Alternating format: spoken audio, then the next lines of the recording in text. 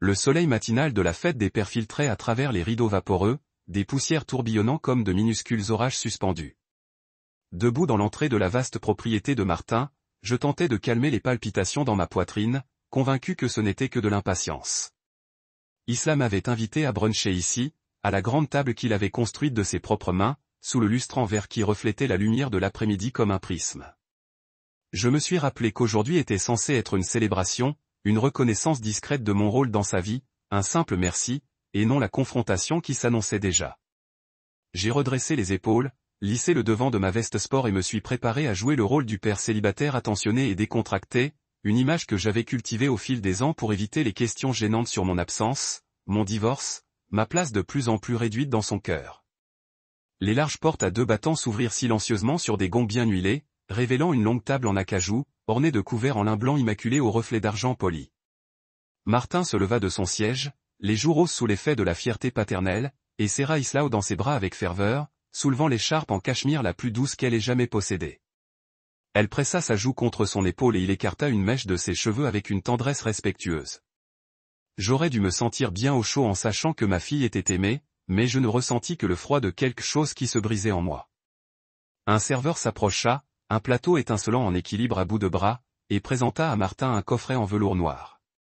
La voix d'Isla tremblait de joie lorsqu'elle le déplia pour révéler un anneau d'une perfection si cristalline que la lumière du soleil dessinait sur son visage de minuscules arcs-en-ciel. 2 billets pour la Grèce suivirent. Une enveloppe ivoire gravée du nom de l'une des compagnies de croisière les plus luxueuses du monde. La table éclata en applaudissements. Les flûtes à champagne tintèrent en un seul son triomphal.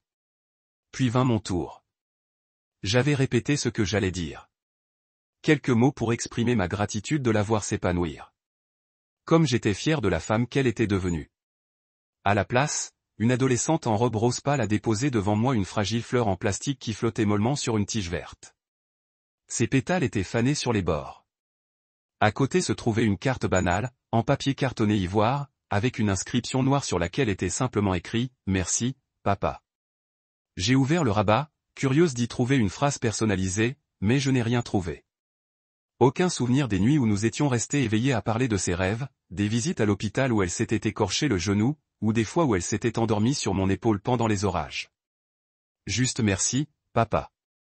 J'ai réussi à sourire, crispé, fragile, et j'ai soulevé la fleur en plastique comme une orchidée rare. J'ai adressé à ma fille un hochement de tête d'appréciation exagéré. Le silence de ses yeux croisant les miens ressemblait à une accusation, et le silence de la table attendant ma réponse ressemblait à une orchestration de mon propre effacement. Alors que je me rasseyais sur ma chaise, sentant le bois creuser des creux inconnus dans ma colonne vertébrale, Martin se pencha en avant avec un sourire de félicitations. « Elle a bien fait, hein » demanda-t-il en élevant la voix pour porter sur les dalles de marbre poli. Isla lui sourit, puis baissa les yeux vers moi. À cet instant, je compris qu'elle me faisait un cadeau que personne n'avait demandé. Un aperçu de sa dévotion partagée, et cela me fit plus mal que n'importe quel affront. Je me forçai à lever mon verre, à le trinquer légèrement contre celui de Martin. À de nouveaux souvenirs, dis-je d'une voix ferme mais creuse. Les membres de la famille de Martin esquissèrent des sourires approbateurs. Quelques-uns murmurèrent des compliments opportuns. Je sirotai le champagne, sa douceur froide ne compensant guère l'amertume aiguë qui s'installait dans ma gorge. J'essayais de m'ancrer dans les rituels familiers de la conversation. Je m'enquiers de son travail, de la maison qu'elle achetait avec Martin, de l'école qu'elle comptait fréquenter.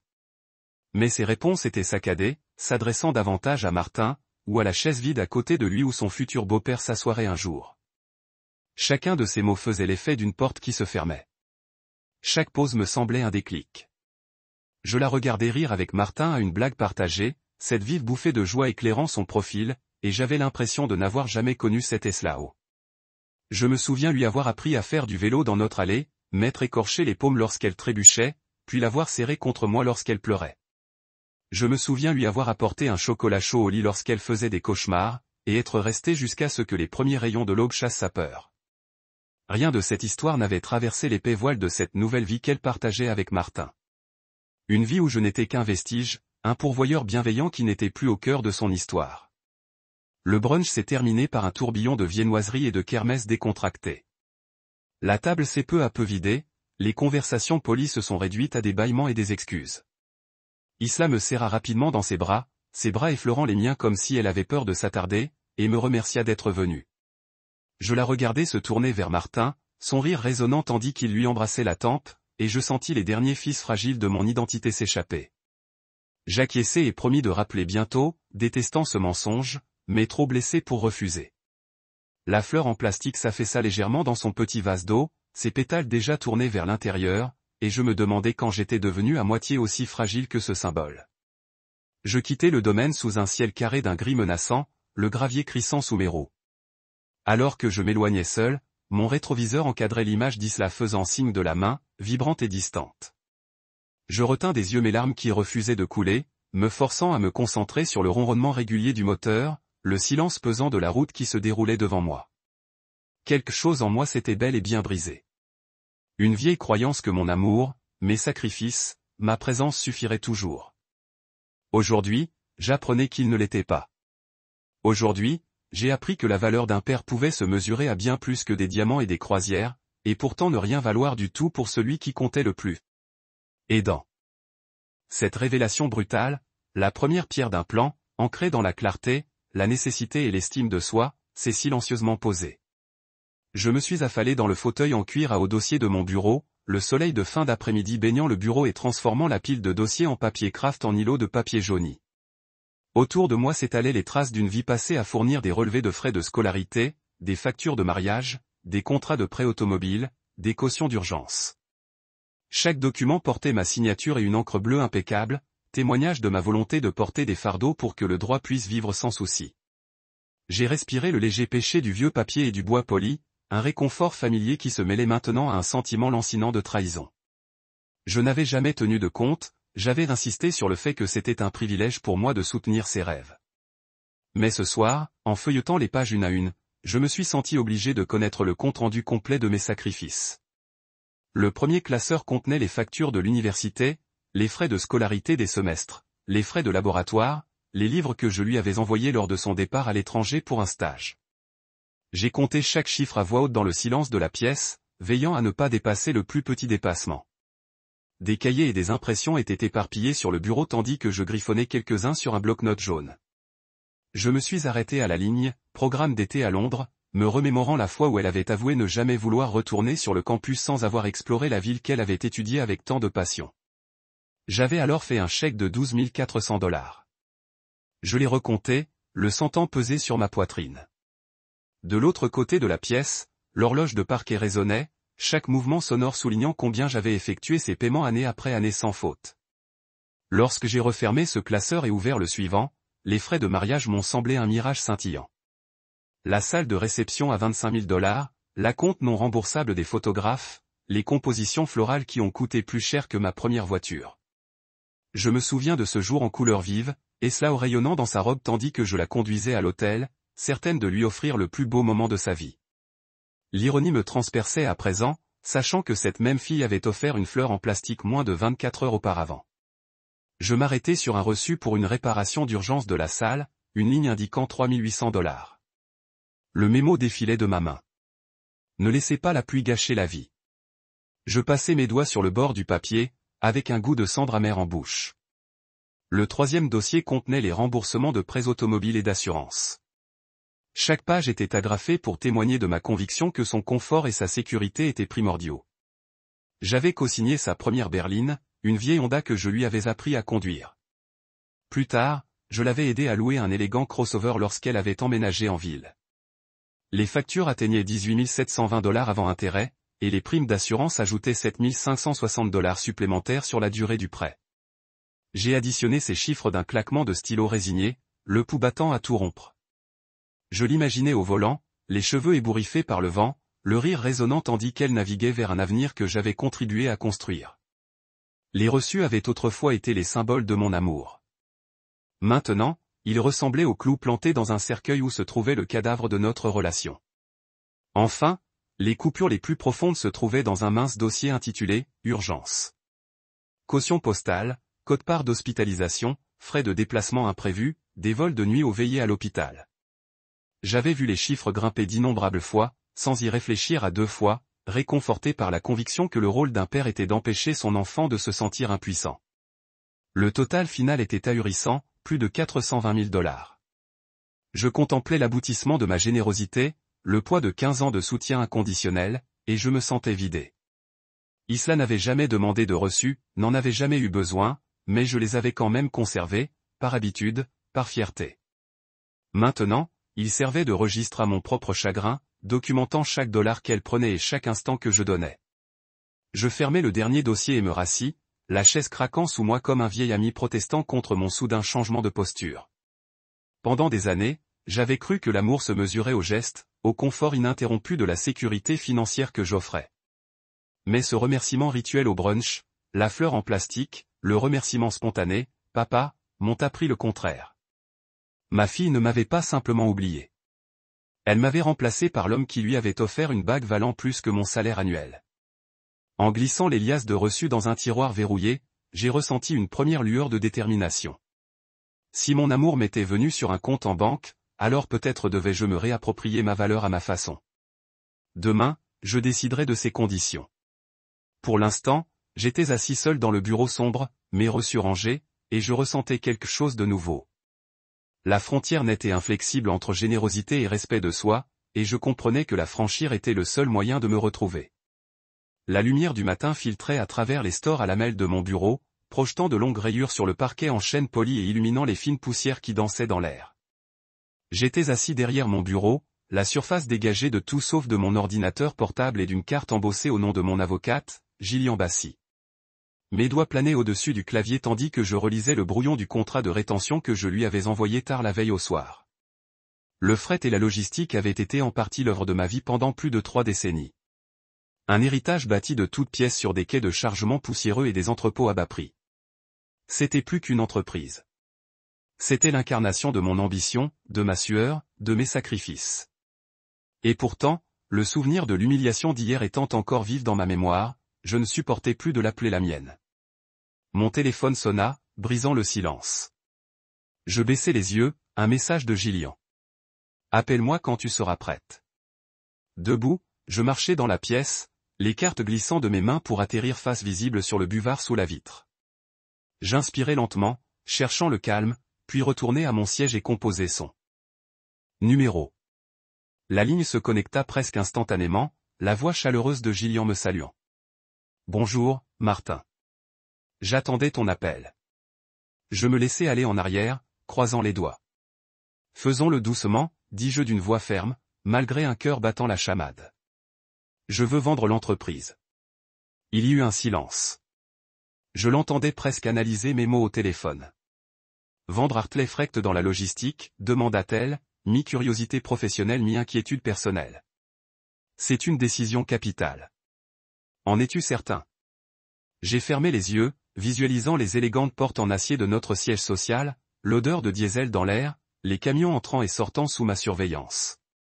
J'en suis certaine, ai-je répondu. J'en suis certaine depuis hier, a soupiré doucement Gillian. Très bien, mais vous comprenez l'ampleur de votre demande. Nous aurons besoin d'un plan stratégique, d'une évaluation, d'une communication confidentielle avec les acheteurs potentiels, de protocoles de communication, d'accords de confidentialité et d'un calendrier précis. Si nous allons trop vite, l'information sera divulguée. Si nous allons trop lentement, vous risquez de changer d'avis. Je serre les mâchoires. Je veux que ce soit fait en 3 mois. Une autre pause. Plus longtemps cette fois. 3 mois, c'est serré, mais réalisable si nous sommes discrets et déterminés. Je vais constituer une équipe, gérer les accords de confidentialité et commencer à identifier des acheteurs qualifiés. Êtes-vous prêt à affronter les conséquences? Votre équipe de direction, votre conseil d'administration, vos employés, ils voudront des réponses. Je leur dirai qu'il est temps de changer de direction, ai-je dit, en me concentrant sur la vérité brute du moment. Je préférerais qu'ils pensent que je me retire volontairement plutôt que d'être pris au dépourvu par une annonce de vente. Le ton de Gillian s'adoucit. Compris. Et votre participation? Dites-moi si vous souhaitez conserver le capital ou vous retirer complètement. J'ai appuyé ma paume contre le bureau, sentant la fraîcheur du verre sous ma peau. Je veux me retirer complètement. J'ai besoin d'une rupture nette avec tout, contrat, obligations, même le fonds de commerce. C'est trop vicié maintenant. Très bien, dit-elle. Nous préparerons les documents pour le transfert de vos actions, mettrons en place un séquestre pour le produit de la vente et établirons un calendrier pour l'approbation du conseil d'administration. J'aurai besoin de votre signature sur plusieurs formulaires de renonciation et de procuration. Si vous êtes à l'aise, je peux vous livrer le premier colis à votre domicile cet après-midi.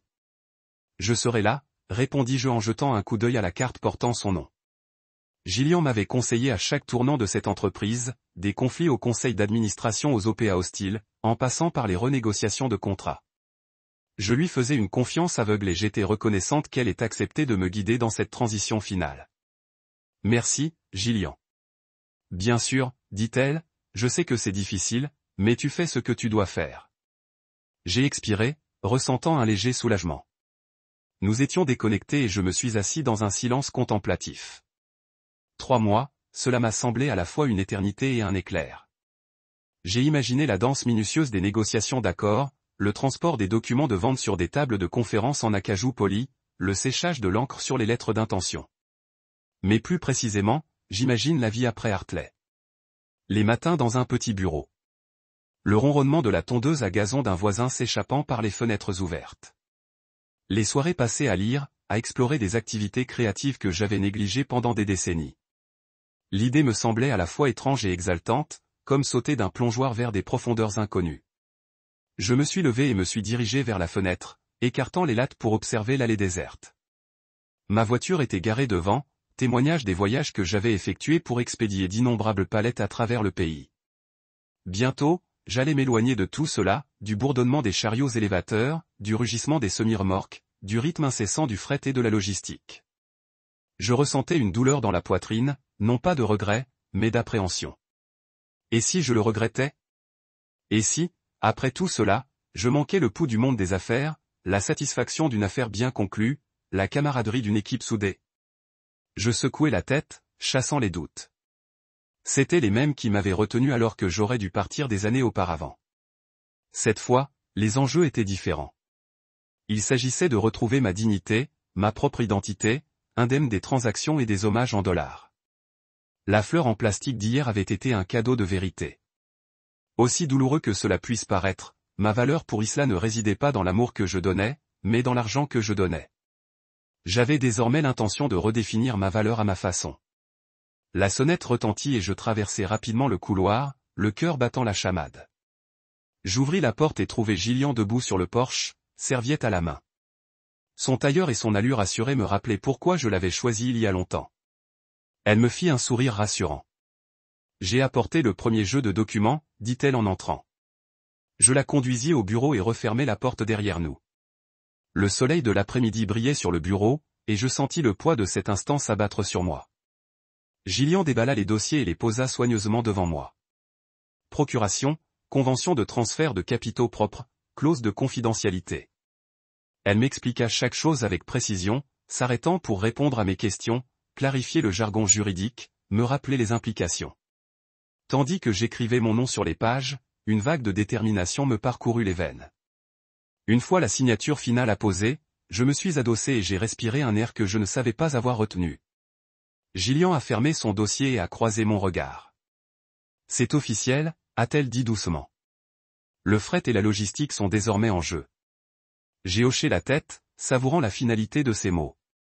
Merci, ai-je murmuré, sincèrement. Elle s'est levée et a récupéré sa serviette. Je te recontacterai, a-t-elle dit. On s'occupe des acheteurs, du conseil d'administration, de la signature. Tu te concentres sur toi. Je l'ai raccompagnée jusqu'à la porte, me sentant plus légère à chaque pas dehors, le ciel était d'un bleu céruant profond et une légère brise faisait bruisser les feuilles du magnolia près de l'allée. J'ai regardé Gillian s'éloigner, sa voiture disparaissant au détour d'un virage, puis j'ai refermé la porte derrière moi.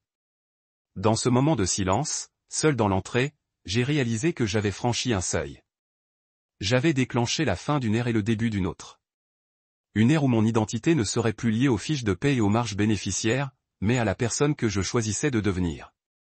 Et pour la première fois depuis longtemps, je me sentais à l'aube de quelque chose à la fois terrifiant et exaltant, la liberté. Je me suis réveillé le lendemain matin avec une détermination qui ne cessait de s'aiguiser. Le silence de mon bureau était différent, chargé, presque électrique, tandis que j'ouvrais le tiroir classeur où j'avais rangé les reçus et les contrats.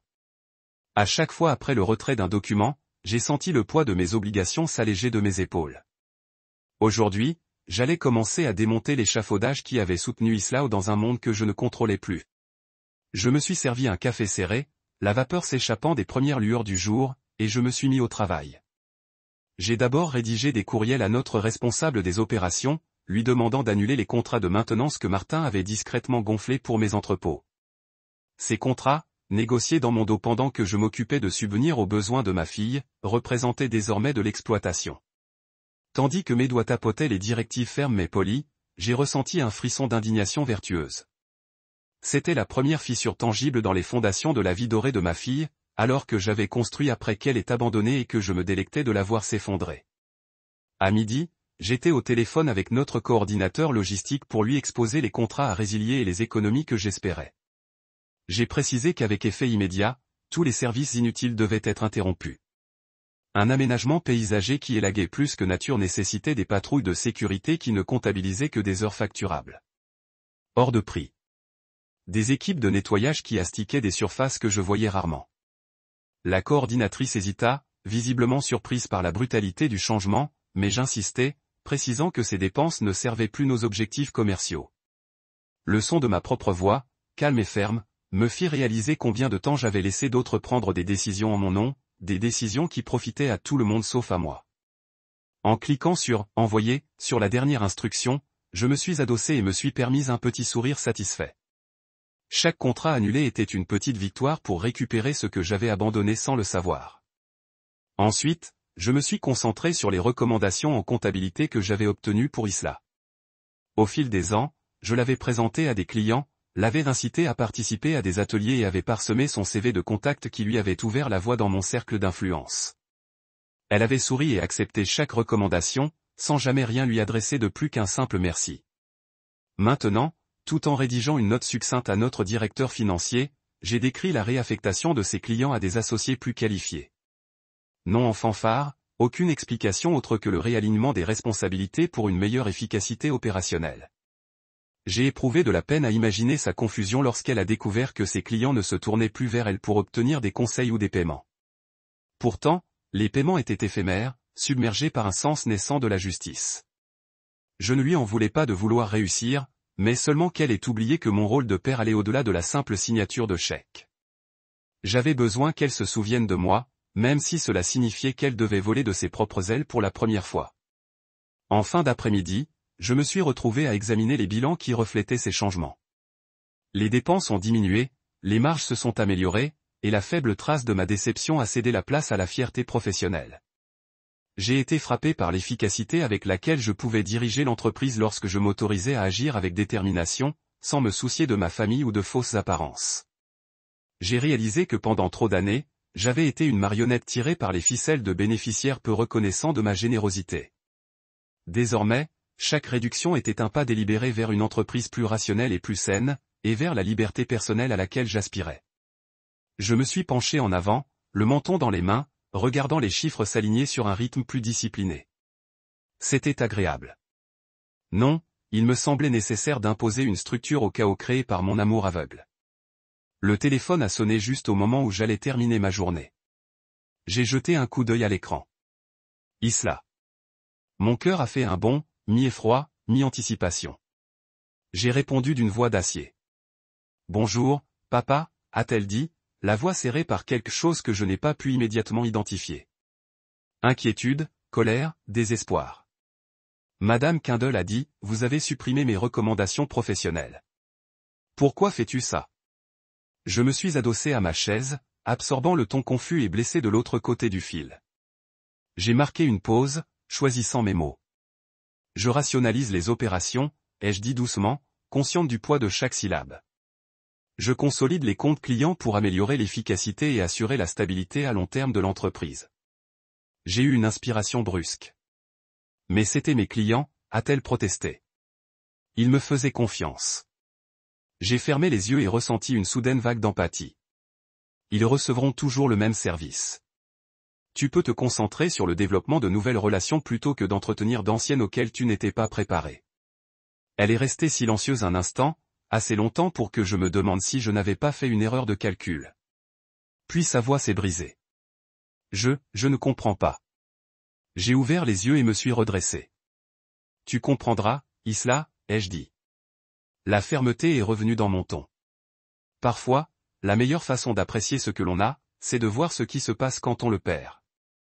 Je veux que tu redécouvres ta valeur par tes propres mérites, et non par les relations que je t'ai fournies. La ligne s'est à nouveau tue, et j'ai laissé le silence s'installer. Finalement, elle a raccroché. J'ai vu l'écran s'éteindre et j'ai senti une douleur sourde se mêler à mon triomphe. Je l'avais blessé délibérément, et j'en connaissais le prix. Mais je savais aussi que c'était un prix à payer pour que nous apprenions tous les deux ce que signifiait le véritable respect et l'autonomie. Alors que le crépuscule tombait dehors, j'ai éteint mon ordinateur portable et je me suis étiré, sentant la tension dans mes épaules se détendir. Le bureau semblait plus silencieux que jamais, chaque meuble imprégné de la résonance persistante de mes actions. Je me sentais à la fois accablé et libéré, comme si j'avais rompu un lien avec une vie qui ne me convenait plus. Dans le miroir de mon écran, je voyais un homme qui avait troqué la complaisance contre la conviction, prêt à endurer la douleur de la confusion de sa fille pour se forger une nouvelle voie, pour lui et pour elle. Je fermais les yeux et visualisais les jours à venir. D'autres appels, d'autres questions, peut-être plus de colère, mais aussi la possibilité d'une véritable connexion fondée non sur la dépendance matérielle, mais sur le respect mutuel. Je me levai, ramassai les notes abandonnées et éteignis la lampe de bureau. Dans le silence de ma victoire, je réalisais que ce soir, pour la première fois depuis des années, j'avais fait quelque chose uniquement pour moi et pour l'avenir que je voulais créer. Le soleil de fin d'après-midi filtrait obliquement à travers la fenêtre du bureau, illuminant des volutes de poussière flottant paresseusement dans l'air vicié tandis que j'examinais les documents de vente éparpillés sur mon bureau. Mon esprit l'agitation était due à l'élan des manœuvres juridiques et de la stratégie d'entreprise. Mais sous tout cela se cachait une tension que je ne parvenais pas à chasser d'un sentiment de malaise. J'ai jeté un coup d'œil à la porte, me rappelant de changer les serrures demain. Mais j'ai chassé cette pensée. Après tout, les seules personnes ayant les clés étaient mon avocat et Isla. Celui qui avait répondu à l'appel de l'acheteur sur mon téléphone fixe devait être un farceur ou une erreur administrative. J'ai repoussé ma chaise et me suis levé, étirant mes muscles endoloris par des heures passées au bureau. J'ai traversé le bureau jusqu'à la porte d'entrée où une photo encadrée d'Isla à 8 ans m'a souri. J'ai caressé la vitre du doigt, me remémorant l'excitation pétillante dans ses yeux le jour où je lui avais appris à nager. Ma poitrine s'est serrée. Ces souvenirs m'avaient semblé la preuve que nous étions autrefois inséparables. Maintenant, la distance entre nous était plus grande que n'importe quel océan que j'avais jamais traversé. J'ai verrouillé l'ordinateur, rangé mon téléphone dans ma poche et commencé à rassembler les dossiers en une pile bien ordonnée. Au moment où j'ai soulevé la pile supérieure, un ruisseau a jailli soudain à l'extérieur du bureau. La porte me figea sur place. Mon pouce accéléra, chaque battement résonnant à mes oreilles. Je me glissai vers la porte, les sens en alerte, et m'arrêtai pour écouter. Le ruisseau résonna de nouveau, doux, posé, comme un pas hésitant sur du bois poli. Quelqu'un était là. J'entr'ouvris la porte et jetai un coup d'œil dans le couloir. Le reste de la maison baignait dans la chaude lueur dorée du soleil couchant, et le silence m'enveloppait comme une lourde couverture. J'appelai d'une voix basse et maîtrisée, « Isla ». Le nom de ma fille flottait dans l'air. Aucune réponse ne vint. Je m'engageai dans le couloir, chaque pas étouffé par l'épais tapis, et m'approchai de l'entrée du bureau. La poignée de la porte frémissait, puis tournait. Mon souffle se coupa tandis que la poignée tournait lentement, mais la porte restait obstinément fermée, verrouillée. La peur me gagna les entrailles, froide et importune. J'avalai difficilement, la gorge soudain sèche, et réalisai que quelqu'un essayait d'entrer. Je pivotai, le regard cherchant une arme, mon téléphone. Sur le bureau, une lourde agrafeuse à proximité, mais rien de concret. Le cœur battant la chamade, je m'éloignai de la porte, l'esprit ruminant les pires scénarios. Un bruit de pas étouffé me parvint aux oreilles. Coup. Mon pouce accéléra tandis que je réalisais. Ce n'était pas une farce. Celui qui avait ma clé était à l'intérieur. Isabella, mes précautions, mes actions pour couper court au flot de faveur avaient provoqué cela. Je me précipitai dans le couloir vers la cuisine, espérant trouver une autre sortie, ou au moins gagner un moment. Ma canne, appuyée contre le mur près du bureau, me saisit la main. C'était ma canne d'enfance, solide et polie, et je la serrai comme une bouée de sauvetage. Je me faufilai dans la cuisine, la gorge serrée. La porte de derrière était légèrement entr'ouverte. La lumière du soleil entrait par l'interstice, illuminant le parquet. Je m'y approchai en rampant, Caïn prêt à se balancer et appela de nouveau, la voix plus calme que je ne l'étais. « Qui est là ?» Le silence répondit. Alors que je tendais la main vers la poignée, un léger mouvement se fit entendre. Une ombre se déplaçait sur le seuil du bureau. Je me retournai, la surprise mêlée de soulagement lorsque je reconnus la silhouette familière d'Islao.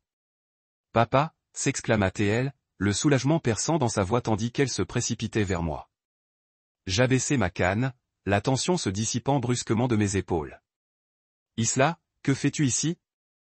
demandai-je d'une voix tremblante, mêlée de colère et d'inquiétude. Elle déglutit difficilement, les yeux écarquillés et cerclés de rouge.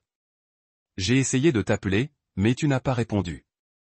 Puis j'ai entendu quelqu'un dans ton bureau, et j'ai paniqué. » Elle jeta un coup d'œil vers la porte du bureau, comme si elle s'attendait presque à ce qu'elle s'ouvre brusquement.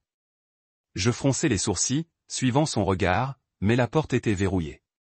Elle se mordit la lèvre. J'utilisai mon double de clé. J'ai cru que tu étais tombé ou quelque chose comme ça. Je ne voulais pas forcer la porte. Papa, je m'inquiétais juste.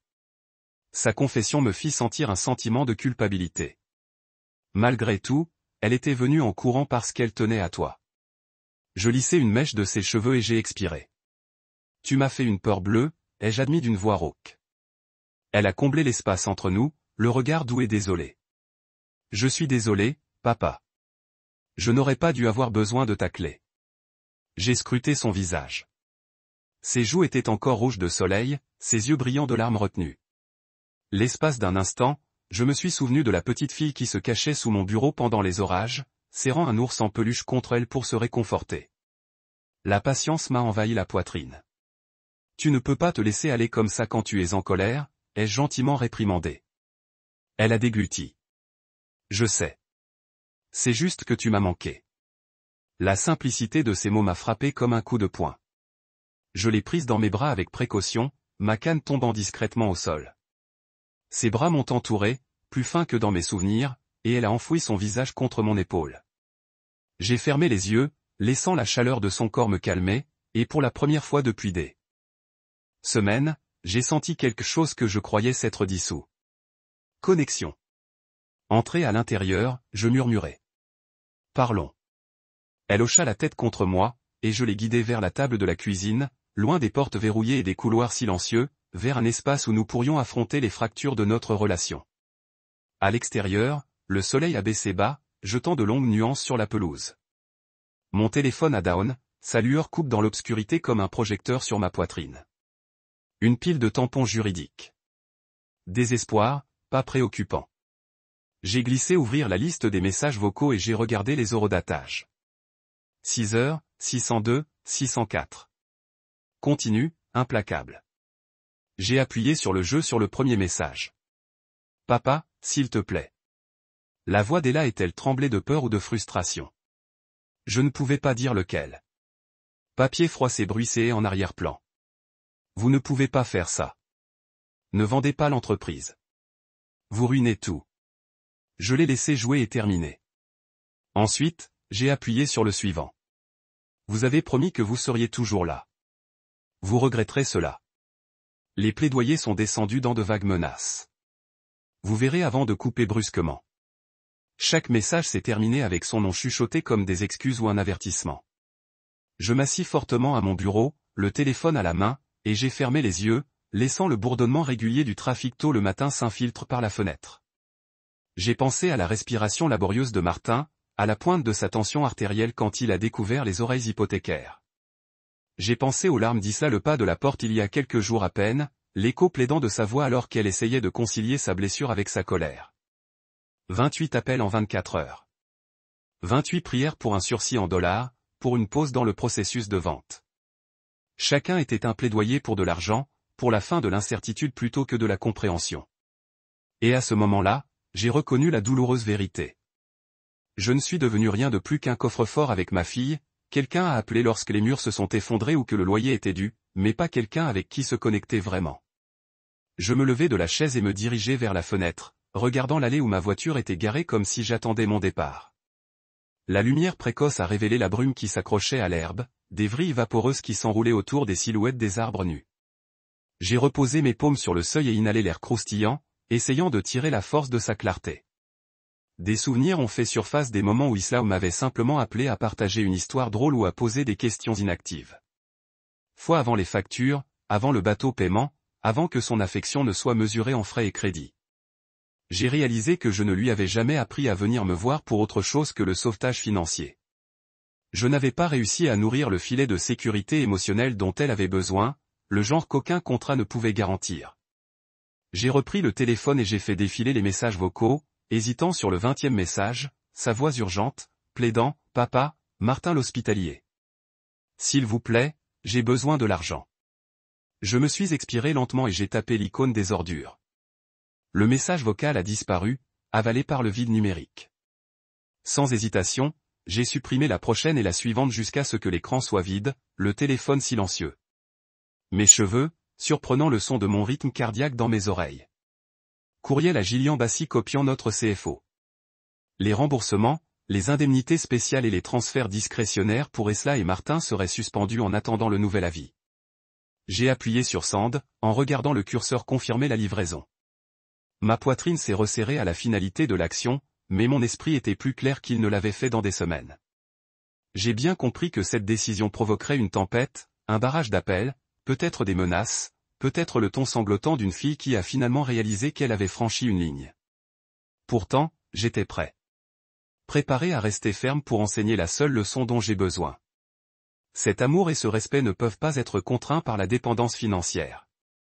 J'ai atteint mes clés de voiture et j'ai quitté la maison, détermination guidant mes pas dehors, le soleil s'était levé complètement, brûlant la brume et peignant le ciel en or pâle. Alors que je montais dans ma voiture, j'ai senti le poids de ma vieille vie s'installer derrière moi, remplacé par la tension revigorante d'un territoire inexploré. 28 appels avaient compté le prix de ma patience. Maintenant, la cloche avait dit, et j'étais prêt à réclamer le chapitre suivant à mes propres conditions. Le ciel de fin d'après-midi avait déjà commencé à saigner ses teintes dorées à l'horizon au moment où je suis monté sur le porche. L'air croustillant portant la faible parfum de pain et de terre. Je savais qu'ils viendraient.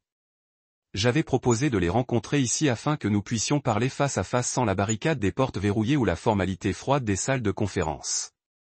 Mon cœur a frappé avec un mélange d'anticipation et d'effroi alors que j'ajuste le col de ma veste et regardais le long travoir pour le mouvement. Au loin, les phares sont apparus, tissant le chemin qui a conduit à ma maison, et je me suis préparé pour le calcul qui pourrait se briser tout ce qui restait de notre lien fragile. Ils sont arrivés dans un SUV noir élégant. Isla au volant, joustrec avec des larmes, ses épaules se courbèrent comme si elle portait le poids du monde. Martin était assis à côté d'elle, expliqué, enseigne, sa bouche se déroulant dans une mince ligne d'indignation. Je pouvais voir la tension dans le front d'Isla, la façon dont ses jointures blanchissaient autour du volant. Quand ils sont montés, le gravier se fit croquer sous leurs pieds avec une dureté qui semblait faire écho à l'immobilité entre nous. Je me suis avancé et j'ai offert un signe de tête comme salutation, ma propre expression gardée mais ouverte, une invitation silencieuse à dire nos vérités. Avant que je puisse dire quoi que ce soit, la voix d'Isla a brisé le silence cru d'émotion. « Vous détruisez notre famille », cria-t-elle, ses bras ont largement jeté des bras comme pour nous engager à la fois et les raisons de sa douleur. Son ton vacilla, passant entre accusation et plaidant. Tout cela, il s'agit d'un seul cadeau. Sa main. Un mauvais cadeau, répéta-t-elle, la voix tremblante. Et vous avez décidé d'effacer tout ce que nous avions. Je me suis inspiré lentement, en dessinant la chaleur qui s'estompe du soleil, et je me suis levé le menton. Je suis juste en train de vous dire sans avoir besoin de quelque chose. La stabilité a été construite sur ma générosité. Soufflé, un témoignage de l'effort blanc qu'il faisait pour conserver le sang-froid. Vous pensez que vous pouvez simplement casser vos doigts et annuler 15 ans de souvenirs et d'obligations? J'ai rencontré son regard sans tressaillir. Je ne mets pas les souvenirs, répondis-je, avançant pour fermer une partie de la distance entre nous. Je termine l'exploitation. Mes paroles portaient un poids qui m'a même surpris, comme si j'avais découvert une réserve de conviction plus profonde dans l'acte de les parler à haute voix. Je vous ai soutenus tous les deux par amour. Mais l'amour n'est pas un grand livre où les dépôts obligent les retraits sans fin. J'ai tout donné et en retour, je n'ai reçu que des attentes. Les larmes d'Isla sont revenues sans invitation et féroces alors qu'elle fermait les yeux et les laissa tomber. Tu es en colère, chuchota TL. Vous êtes en colère depuis des années, mais vous l'avez caché derrière vos chèques et vos bilans. J'ai hoché la tête. J'étais en colère. J'ai avoué, la voix s'adoucissant. En colère que ma présence soit invisible, sauf lorsque quelqu'un avait besoin d'une argent de caution ou d'argent hypothécaire. Je te voulais dans ma vie quand j'avais besoin de vous, pas seulement quand je pouvais remplir un compte bancaire. J'ai fait un pas vers elle, le cœur lourd avec la douleur de la confession. Je voulais être ton père, pas ton guichet automatique. Pendant un long moment, personne n'a parlé. Le ciel au-dessus de nous s'est approfondi dans la lavande sombre, et la lumière du porche cligna des yeux, jetant une piscine de chaleur à nos pieds. Le seul son était le murmure du vent à travers les pins et le bourdonnement lointain de la circulation. Isla essuya ses yeux, son souffle avec un haleine alors qu'elle regardait de Martin à moi. Je suis désolée, dit-elle, petite voix. Je n'ai jamais voulu que tu ne se sentes rien. Ses excuses tremblaient dans le silence entre nous, fragiles mais honnêtes. J'ai senti la tension s'effondrer dans mes épaules comme si les fils se détachaient. J'ai rencontré son regard et pour la première fois depuis ce brunch du dimanche, j'ai vu la fille que j'ai élevée. L'enfant brillant et curieux qui avait une fois posé des questions sans fin tard dans la nuit. Je sais, dis-je, capture de voix. Je sais que tu ne voulais pas, mais parfois les gens que nous aimons nous ont fait du mal la plupart quand nous sommes trop occupés à donner pour remarquer ce qu'ils ressentent. J'ai tendu la main et brossé une mèche de cheveux errante de son front. Je te pardonne, avala Martin, sa mâchoire fléchissant alors qu'il se battait pour concilier sa colère avec la brutalité de notre moment. Après un souffle, il hocha la tête et tendit la main. Un geste de trêve que je ne m'attendais pas. Je l'ai accepté, et les fissures de la fondation de notre famille se sont senties pour la première fois capables d'être réparées plutôt que s'élargies. Isla se rapprocha, enroulant ses bras autour de moi dans une étreinte qui était pleine de soulagement, de honte et d'amour. Je l'ai tenue ferme, ressentant la fragilité et la force de notre lien qui pulse entre nous. Alors que le ciel s'estompait en au-dessus de l'indigo, j'ai réalisé que notre compte de porte avait été plus qu'une confrontation. C'était notre tournant partagé. Sous l'humble lumière du porche dans l'obscurité de rassemblement, nous avions trouvé une réconciliation fragile née d'honnêteté, de douleur et de la braise non sur la famille. Et à ce moment-là, je savais que nous pouvions recommencer, cette fois en termes qui ont honoré les deux notre besoin d'indépendance et notre besoin les uns pour les autres. Lorsque le fil final transféré et la vente de HRT Freight & Logistique ont été consommés, j'ai senti un silence profond s'installer sur moi, comme si le monde s'était arrêté pour reconnaître la fin d'un chapitre et du silence avant le prochain. Gillian avait prononcé la confirmation dans son ton mesuré. Pas de fanfare, pas de célébration, juste l'assurance silencieuse que le produit s'était dégagé et que la propriété était passée à de nouvelles mains. J'ai fermé les yeux sur mon bureau, écoutant le léger bourdonnement du climatiseur et le tic-tac de l'horloge du grand-père et laissé l'énormité de moi se laver. À ce moment-là, j'ai compris que la finalité dont j'avais envie avait été accordée. Chaque contrat s'est séparé, chaque obligation éteinte. Mes liens avec Isla et Martin avaient été payés. Ma signature a abandonné le rôle principal que j'avais joué dans leur vie pendant si longtemps.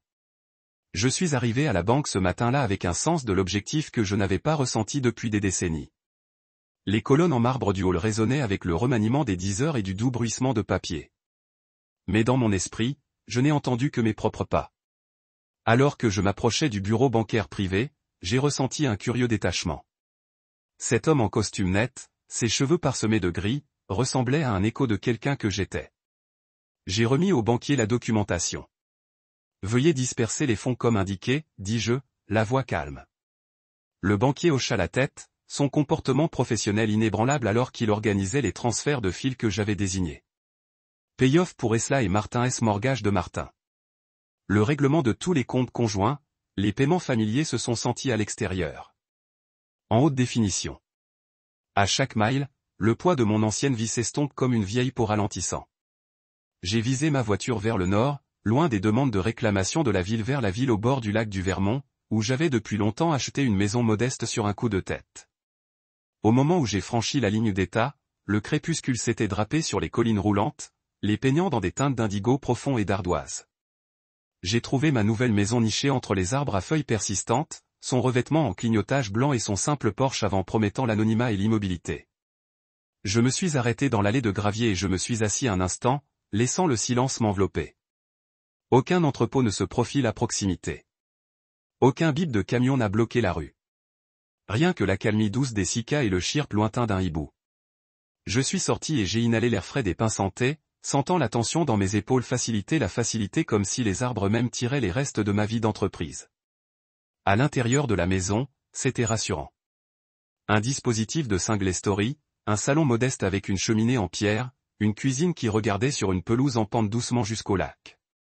J'ai erré dans chaque pièce, imaginant la vie que je construisais ici. Les matins ont passé à attendre un petit jardin. Après-midi lisant sur le swing du porche. Les soirées regardant le coucher du soleil saigner à travers l'eau. J'ai ouvert une boîte dans le coin du salon, mais quelques affaires déjà expédiées ici, j'ai sorti une photographie encadrée d'Isla à 8 ans, son sourire large et insouciant, et je l'ai mis sur une étagère à côté d'une collection de romans que j'aimais les années précédentes. Je me suis retiré dans la cuisine, préparant une tasse de thé dans une tasse en céramique ébréchée que j'avais apportée de chez moi. Alors que la bouilloire bouillait, j'ai regardé par la fenêtre du lac, sa surface vitreuse sous la lune d'épilation. J'ai porté mon thé à la table par la fenêtre et je me suis assis, laissant l'immobilité s'installer autour de moi. La solitude était palpable, mais pas indésirable. C'était la page vierge que je cherchais, la toile silencieuse sur laquelle je pouvais enfin peindre une vie qui n'était pas définie par des reçus ou des obligations. J'ai siroté le thé chaud, savourant sa chaleur et me permettait de ressentir la douleur de ce que j'avais perdu et le frisson de ce qui nous attendait. J'ai passé le lendemain matin à errer sur le bord du lac. Mais pas grimpant sur le chemin du gravier alors que je respirais la brise boisée. L'eau se rota doucement sur le rivage, et j'ai pensé à la façon dont notre relation avait été une érosion lente, chaque vague de faveur s'évanouit à notre lien jusqu'à ce que seul le sable reste. Maintenant, j'ai été résolu de construire quelque chose de plus solide. Les fondements ont été placés dans le respect mutuel et une véritable affection plutôt que dans la dépendance financière. J'ai fermé les yeux, sentant le soleil réchauffer mon visage et j'ai décidé de remplir mes journées de poursuite que j'avais longtemps négligées. Cet après-midi, je me suis inscrit à une classe de poterie annoncée sur un conseil communautaire dans le magasin général local. Le flyer a promis créative clé pour les débutants, se réunissant 2 fois par semaine dans un studio Barnturn sur la route. J'ai rempli la feuille d'inscription, laissant mon ancien titre et énumérant ma profession d'étudiant. Le greffier sourit au changement, et je suis retourné sourire véritablement, me sentant plus léger à chaque moment qui passe. De retour à la maison, j'ai commencé à déballer les livres de mon étagère de bureau. Nouvelles de Hemingway et Fitzgerald, un volume usé de Tennessee Williams Play, une collection d'essais de la nature que j'admirais depuis longtemps mais que je n'avais jamais eu le temps de lire. Je les ai empilés sur la table basse et j'ai coulé dans le canapé, permettant aux mots de me laver dans un rythme constant qui apaisait l'agitation dans mon esprit. Les heures passaient dans un flou de pages et de recharge de thé jusqu'à ce que le crépuscule s'adoucit dans la nuit. Avant de me coucher, je suis de nouveau sorti vers le swing du porche, l'air refroidi maintenant contre ma peau. J'ai pris une profonde inspiration et j'ai levé les yeux vers les étoiles, une myriade de points de lumière, incroyablement distants, mais brillants contre le ciel de velours noir. J'ai pensé à l'islam et à Martin, de la vie que nous avons partagée autrefois et des blessures qui nous avaient séparés. Mais j'ai aussi pensé aux possibilités qui avaient émergé de la fracture, la possibilité de me redécouvrir, de forger de nouvelles connexions sans la béquille d'argent. J'ai fermé les yeux et expiré, l'air nocturne croustillant se précipitant à travers moi comme une bénédiction. Alors que je me dirigeais vers le lit, j'ai placé la tasse en céramique sur l'étagère et j'ai couru ma main sur son bord ébréché, sentant la légère imperfection dans le cadre de son caractère. Demain, je commençais ma première leçon de poterie. J'apprendrai à façonner l'argile de mes propres mains, pour trouver la beauté dans la création plutôt que dans le nombre d'un bilan. Et à chaque nouvelle aube, je cultiverai la vie que j'avais depuis longtemps reportée.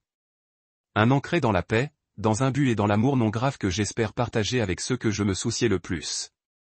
Ce soir, cependant, j'ai fermé la porte sur le passé, éteint les lumières et je me suis endormi dans le doux cœur de grenouille près du lac, se content enfin de se reposer dans la tranquillité de ma propre liberté. 6 mois s'étaient écoulés depuis que j'ai entendu la voix d'Islao, un silence que j'avais accueilli et maudit dans une égale mesure. L'air du Vermont était passé des matins d'été croquants à la brume dorée de l'automne, et mes journées s'étaient installées dans un doux rythme de cours de poterie, de longues promenades et de soirs au bord du lac. Pourtant, chaque nuit, dans les heures précédant le sommeil, j'ai trouvé mes pensées dérivant vers la fille qui m'avait si profondément coupé, et pourtant est restée incroyablement chère. J'avais appris à vivre sans le poids des étiquettes et des contrats, mais rien ne m'avait préparé à l'absence. Puis un après-midi froid, une enveloppe pâle est apparue parmi la pile habituelle de factures et de dépliants, son écriture sans prédiction. Le journal tremblait dans ma main alors que je reconnaissais les boucles familières du script prudent de son cursif Isla. Chaque lettre un petit écho de l'enfant qui a une fois tracé son nom dans le sable. J'ai porté l'enveloppe à la table de la cuisine, l'après-midi léger à travers la fenêtre et illuminant des mosses de poussière qui dansaient comme des souvenirs lointains. Mon cœur battait alors que je tranchais le volet et dépassais la lettre, attendant à moitié en vide, en espérant à moitié des confessions. Ces mots ont dégringolé sur la page à l'encre qui avait légèrement saigné sur les bords, comme si elle les avait écrits en larmes. Papa, commença T.L., je ne sais pas si tu as jamais lu ceci, ou si tu le veux, mais j'ai besoin que tu saches ce qui s'est passé après votre départ. Mon souffle a pris l'intimité soudaine de celui-ci. Pas de formalité, pas de prétention, juste l'appel brut d'une fille qui cherche la compréhension de son père. Elle a écrit sur les mois qui ont suivi notre vente, comment Martin s'est battu pour garder l'hypothèque à flot avec des économies qui ont rétréci comme du sable à travers un sablier jusqu'à ce qu'il disparaisse complètement. Elle a décrit le jour où son téléphone portable a sonné tard dans la nuit. Le fil final de papa a atterri, avait dit son comptable, et le soulagement qu'il a lancé, se mélangeant avec une onde si profonde qu'elle a fait tourner la tête. Elle a admis qu'elle ne savait pas que la liberté pouvait se sentir si effrayante que ses doigts tremblaient alors qu'elle signait des papiers pour rembourser ses dettes. Et pour la première fois depuis des années, elle s'est demandé si elle avait été punie ou libérée. Chaque confession était un petit cadeau de vérité, une fenêtre sur sa douleur, et j'ai senti des larmes à pénétrer contre mes côtes pendant que je lis. Je suis resté dans la chambre d'amis au début, a-t-elle poursuivi, à peur de faire face au vide de la maison sans vous. J'ai essayé d'appeler, mais mes appels téléphoniques sont restés sans réponse. Alors, je vous ai écrit une lettre tous les jours pendant une semaine, mais je ne les ai jamais envoyées. Je ne pouvais pas supporter l'idée que vous pourriez les jeter. Au lieu de cela, je les ai gardées dans une boîte, les pages jaunissent dans l'obscurité jusqu'à ce que je réalise qu'il y avait des choses que j'avais besoin pour dire à haute voix. Le poids de ces mots s'était effondré comme une tempête, et pour la première fois, elle avait pleuré pour le père qu'elle avait pris pour acquis. Garde. Martin et moi sommes finis. Il ne pouvait pas gérer l'admission qu'il avait besoin de moi plus que l'argent que j'ai fourni. J'ai réalisé que notre relation avait été construite sur la commodité, pas sur l'engagement. J'ai pris un emploi en enseignant l'anglais au collège ici, et pour la première fois, je pense que je gagne ma propre place dans le monde. Ces derniers mots ont été les plus difficiles à lire. Je comprends maintenant. Vous ne me puniez pas. Vous me libériez. Je souhaite juste que je n'étais pas si aveugle. J'ai plié la lettre, en le pressant vers ma poitrine, et j'ai enfin laissé les larmes. Ils ont glissé mes joues dans des ruisseaux sans hâte, chacun témoignant des années de distance et de malentendus entre nous. Pendant si longtemps, je m'étais accroché à ma colère et à mon besoin de prouver un point, croyant que la séparation des liens la forcerait à voir ses erreurs. Au lieu de cela, cela lui avait donné l'espace pour grandir, tomber et se lever seul. La réalisation m'a rempli de chagrin pour les dures leçons qu'elle a endurées et la fierté pour la femme qu'elle avait devenir. Je mets la page doucement sur la table et versai un verre de vin rouge, le parfum profond se mêlant à l'air frais d'automne dérivant à travers la fenêtre ouverte. Je me suis assis dans la maison calme, écoutant le petit ruisseau des planchers en bois et l'appel lointain des oies se dirigeant vers le sud. Le silence ne ressemblait plus à une absence, mais une toile sur laquelle peindre le prochain acte de notre relation. J'ai ramassé le stylo et placé une nouvelle feuille de papier à côté de moi. Ma main tremblait en écrivant « Ma plus chère Isla, votre lettre était le plus grand cadeau que j'ai jamais reçu. Je suis tellement fier de toi pour avoir trouvé votre propre chemin. » Je me faisais une pause, choisissant chaque mot délibérément. J'ai écrit pendant 1 heure, les mots qui coulent d'un endroit dans mon cœur qui était en sommeil depuis trop longtemps.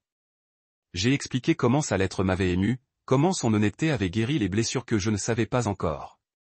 Permettez-moi de visiter sa classe un jour pour apporter son café avant l'école et entendre ses élèves. Contrat ou ultimatum, mais par amour seul. Un instant sous le ciel nocturne frais, sentant la douce traction de possibilités. Il y a 6 mois, j'avais choisi la liberté de la peur. Ce soir, j'ai choisi le pardon pour le regret. Et alors que je me retournais vers la maison, chaque étape était plus légère que la précédente, me transportant dans une future façonnée par la promesse tacite que l'amour ne devrait jamais avoir de prix. Je me réveille chaque matin sur le doux tour d'eau contre le rivage. Un rythme si inébranlable a l'impression que le temps lui-même a ralenti juste pour moi. L'ancienne maison du Vermont suste avec l'arôme du café brassage. Le curling à la vapeur et les petites mèches qui me rappellent les premières sources de l'espoir nouvellement jaillies.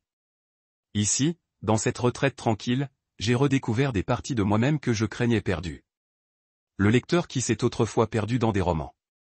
Le peintre qui a esquissé de charbon de bois sur n'importe quel morceau de papier. L'homme qui croyait au plaisir simple. Mes journées ne sont plus mesurées en marge bénéficiaire ou en délai contractuel, mais dans les réflexions au lever du soleil et la goutte douce de l'argile de ma roue de poterie. J'ai récemment terminé mon premier bol lancé, c'est un bord inégal et un tourbillon subtil témoignant des mains qui l'ont façonné. Je l'ai laissé refroidir sur une étagère aux côtés de mes autres créations. Chacun parfait, chacun témoignant de l'apprentissage, de la pratique, de l'adoption d'erreurs plutôt que de les cacher. Dans ces bords arrondis, je vois des parallèles à mon propre voyage. Comment le pardon nécessite de laisser aller les attentes rigides et de permettre à la compassion de façonner nos imperfections en quelque chose de significatif.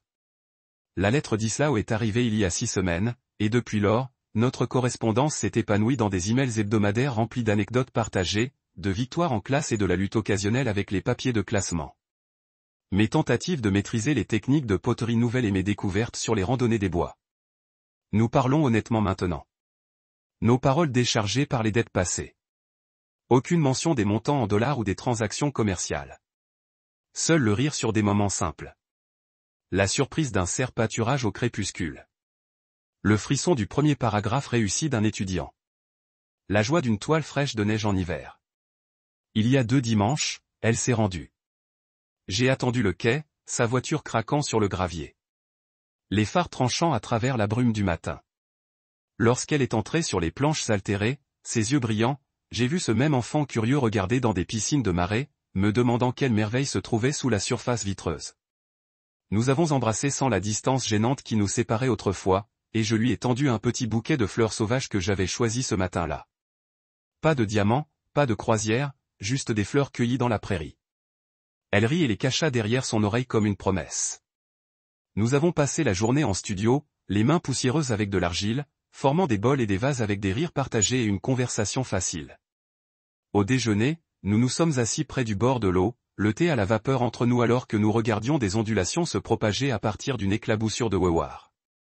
Je lui ai dit à quel point j'étais fier, et elle a tendu la main pour me serrer la main, son pouce brossant le mien de familiarité et de chaleur. À ses yeux, j'ai vu la gratitude sans être contraire par l'obligation, un cadeau d'une valeur bien plus que tout bilan.